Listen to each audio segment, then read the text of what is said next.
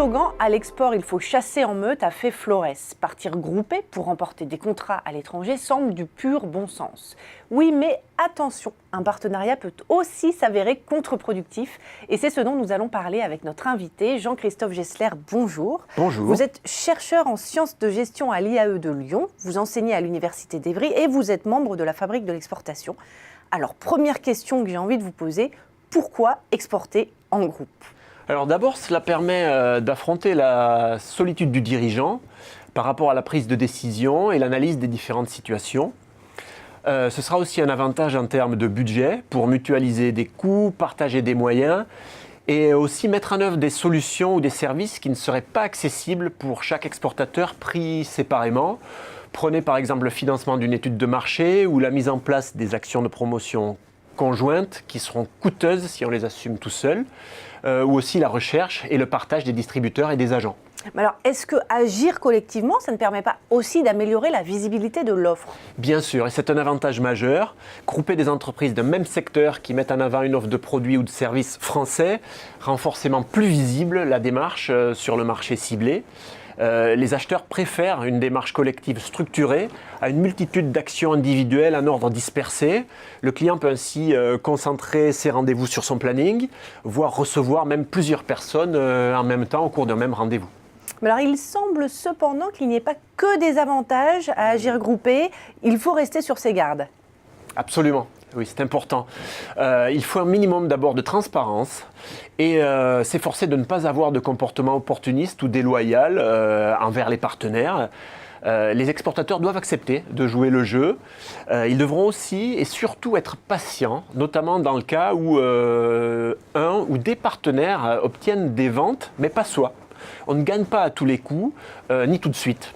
Il faut aussi également accepter d'être challengé par certains co-exportateurs qui auront par exemple une offre mieux ciblée, mieux structurée ou des prix plus avantageux. Il faut voir ça comme une occasion de monter soi-même en compétence. Mais alors, un tel engagement dans l'export groupé n'est-il pas temporaire par nature ? Oui, effectivement, on ne va pas forcément se projeter ensemble sur 15 ou 20 ans. Entre-temps, il y aura des rachats d'entreprises, du turnover, des départs à la retraite parmi les dirigeants. Donc le groupe de travail va se reconfigurer et en particulier au cours de la première année. Voyons donc avant tout l'export groupé comme un outil pour grandir. Mais attention, cet outil va demander toutefois un investissement conséquent en temps et en argent. Donc s'engager et faire vivre une telle relation, c'est une charge qui va s'ajouter au travail routinier du dirigeant. Et d'autre part, il devra accepter de renoncer à une petite part de son autonomie pour s'adapter au rythme et aux besoins de certains de ses partenaires. Mais alors concrètement, comment faut-il s'y prendre ? Est-ce qu'il faut être nombreux par exemple ? Non, au contraire, il ne faut pas être trop nombreux, la quantité ne fera pas l'efficacité.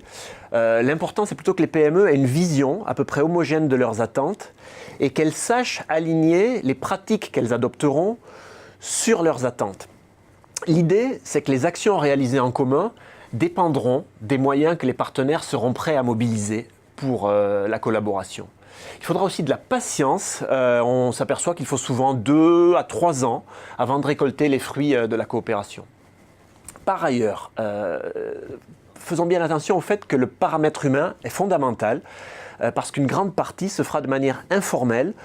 On devra se faire confiance, on devra se renvoyer l'ascenseur et une bonne complémentarité théorique sur le papier ne sera pas utile s'il n'y a pas d'atome crochu et relationnel, du relationnel derrière.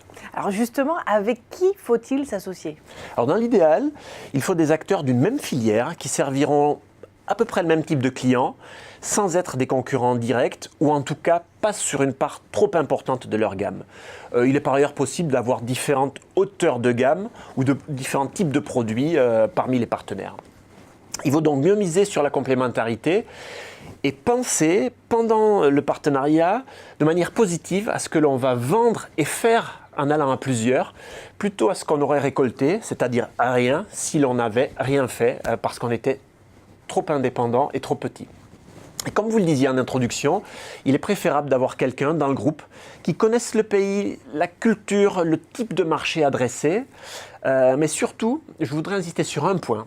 Il faudra un leader sous 2 formes principales. Soit un leader naturel dans le groupe, par exemple qui fait autorité dans la filière ou dans la région, soit nommer un coordinateur externe, par exemple un consultant qui fera office de régulateur, d'arbitre et parfois de juge de paix.